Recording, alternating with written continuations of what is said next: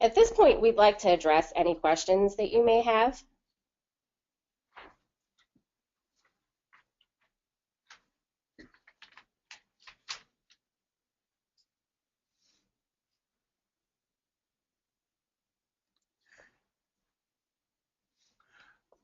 This is Keith again. Dr. Persaud, we have a question. Would you explain a bit more about superforms? Sure. Well, what we're trying to accomplish with superforms is pretty much give standardized questionnaires where we add in a couple of other questions that will help you attain the CMS measures that you choose. And so it essentially is one form that will get you all of your outcome requirements. Okay, we see someone else about ready to submit. It's coming through. There it is.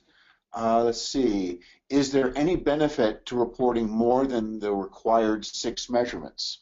Sure, there is a benefit to reporting more. What CMS will do is count your 6 highest performing measurements. So if you reported 12, we could help you pinpoint the ones that would give you the highest 6 scores, and then those would be the ones that you submit to CMS.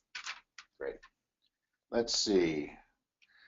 Sort on one of the better questions here.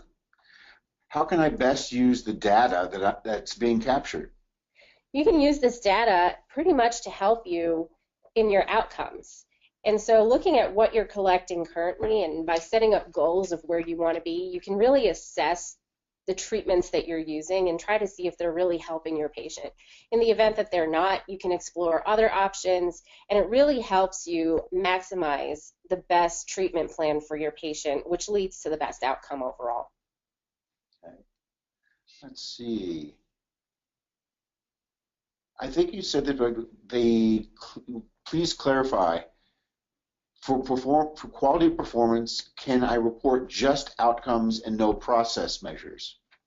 Yes, you can report any combination of process and outcomes as long as you're meeting the requirement, which is one outcome. If you choose to report all outcomes, by all means, that's definitely something that will actually help you attain a higher overall score, as outcomes are weighted a little bit more than the process ones. Do you see the uses for QCDRs expanding in the future?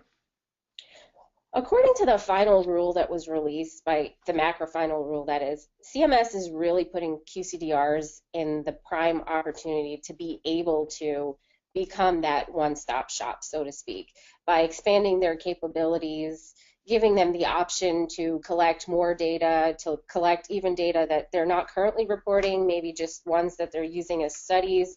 And this really helps with the benchmarking capabilities for CMS. So it puts QCDRs in an opportune position to be able to not only report for quality, as PQRS was before, but now for practice management and for the advancing care as well.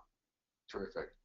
It looks like we have one more question in the queue, so if anyone has a burning question, start typing it in now. Otherwise, we're going to go with the last question that has been submitted. And that question is this 75% strategy confined to only orthopedics?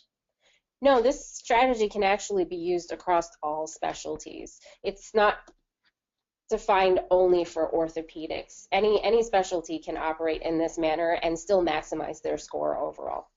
Great. So anybody else have a burning question?